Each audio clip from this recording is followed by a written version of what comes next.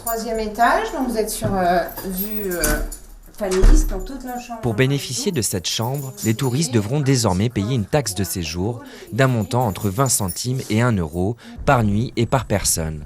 Pour cet hébergeur, pas facile d'expliquer cette augmentation du prix à ses clients. Taxer un touriste alors qu'on n'en a pas assez, c'est ça pour moi l'aberration de la chose. C'est ce que je ne trouve pas normal. Mais je m'y conforme puisque je n'ai pas le choix. Mais c'est ce que je ne comprends pas. On n'a pas assez de touristes et ceux qu'on a, on les taxe. Cette taxe de séjour, qui existe déjà à Cayenne, sera généralisée sur l'ensemble des territoires du littoral. Elle était prélevée auparavant par les communes. C'est dorénavant la CACL qui a récupéré la compétence et qui a créé un établissement public local à caractère administratif auquel elle a délégué sa nouvelle compétence.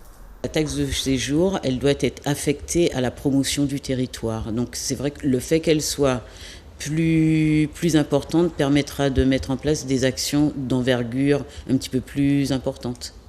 Le premier budget de l'Office du tourisme communautaire du centre littoral a été voté.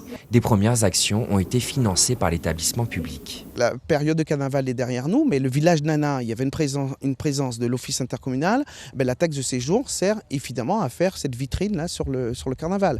Il y avait une présence également de l'office du tourisme au salon du tourisme de la Guyane. La taxe de séjour sert à financer notre présence sur leur salon pour vendre le produit guyanais et en particulier le produit CACL. Oui.